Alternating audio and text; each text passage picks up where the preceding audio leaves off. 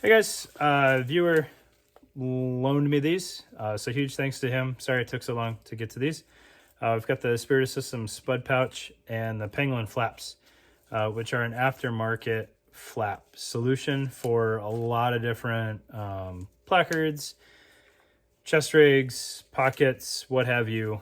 You can put these flaps in so that your pouch has a flap, which is nice. And then they have an interesting functionality to them.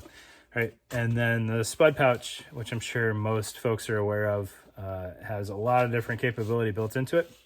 I look at this as potentially one of the key augments to a Cry SPS or Smart Pouch system setup. It fills the gap from some of their larger pouches that are potentially less friendly to things like smoke grenades or flashbangs and stuff like that. So get it on the table and take a look at it. All right, so as we look at these two new offerings from Spiritus, I want to start with the Pangolin Flaps because we can knock out a good bit of discussion here on kind of how the Spud is unique as well. So these are aftermarket flaps that will plug and play with a lot of different base options out there, most notably like the Mark V and the Mark IV from Spiritus themselves. Potentially the just depending on what you wanted to do. Different options, right? So you've got a flap that interfaces with a hook rear and then a loop interior and then a hook interior on the front face. So hook on the front face is a no-brainer. You're not going to have exposed hook on the outside of a rig.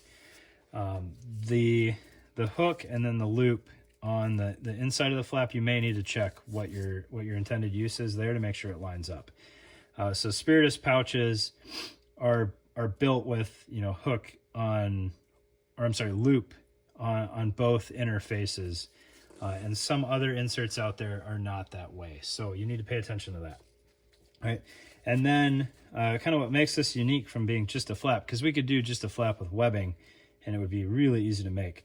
But these Pangolin flaps, they've got this laser cut pattern in here, which depending on what marketing you listen to and kind of when it came out, they say it breaks up the profile of the top of the pouch a little bit, which I'm not going to argue with. I don't know how important that is, but it does do it. It has kind of that scrim netting appearance to it. But what's neat is you can see as we pull on this, it does kind of stretch out side to side a little bit. And really where that comes into play is you can see I've got it installed here on something like this PMAG with a base plate. If we ran a normal webbing flap over this, it's going to want to cant over that base plate. It's more exaggerated with things like AK magazines, right? But when you secure that with the Pangolin flap, you can kind of hook that notch over the side of the magazine, and now it can't slip over to the side. All right. There's other kind of things that plays well with it. Plays well with rounder objects more. So going over a smoke grenade or a thermite grenade, especially with the fuse on top of there, it really lends itself well to wrapping around the top of items. Depending on your radio, you might even be able to use this on top of a radio and still have kind of pass-throughs for antenna or push-to-talk connections. You might have to game it a little bit. You might have to cut one of these a little bit and kind of open up a pass-through a little bit more. But I think it would work well with minimal effort there, right? And then I don't know I can't remember if Spiritus designed it this way intentionally or not, but you've got this loop at the end of the flap here. So it gives you a little bit more of a tactile tip to the flap. You could put a paracord loop in there if you wanted to have an actual pull loop on there. It's a nice touch. I don't know if it was accidental or not, but it does give you some options there, right? Versus just a bare end of the webbing. It's a little bit less slick if you've got gloves on too. All right, so that's the Pangolin flaps, which will tie into the Spud Pouch here. So we'll get this out of the way before we get too carried away here. All right, oh, just launched my Spud.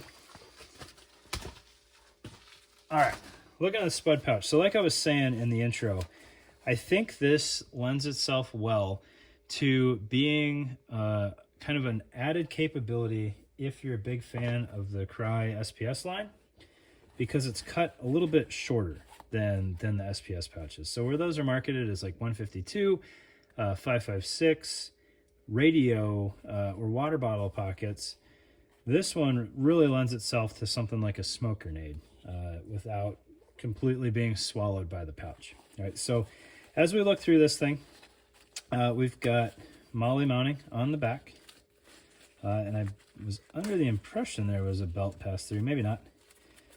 However, you can absolutely mount this on a belt without any issues there, right? It uses tuck tabs with webbing, so it is very forgiving, especially on like a micro MOLLE or a MOLLE micro belt. So you don't have to get a 2-inch battle belt. You can use a 1 3/4 belt, no problem, because this it has more flexibility than something like a malice clip.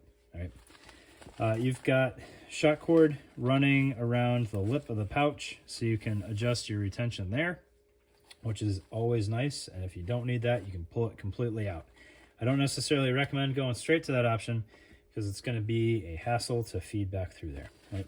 And then it comes with a Pangolin Flap, as well as some other options. All right, so we have this shot cord and flap option. You could use that in conjunction with the Pangolin Flap or in place of it if you just want shot cord retention. So if you want a radio in here, that may be the way to go just for simplicity's sake, so that you just have shot cord coming over the top. And then you would just tie that into this little webbing tab up at the top of the pouch. Right? If we're using the Pangolin Flap, which is really kind of the way to use this, it'll fit, I believe they say it'll fit 2 7.62 mags, which I have here.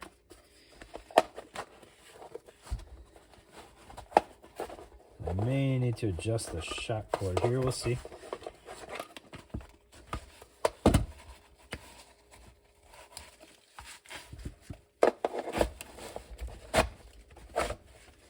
Yeah, that fits two 7.62 PMags very nicely. Granted, these are the 25 rounders, and I've got Ranger plates on there. So we would have to tweak the strap length on that, but we could make it work. And if we decided that we didn't want to make that work, we could go back to the shot cord, and that would retain that just fine. If we go with two 5.56 mags,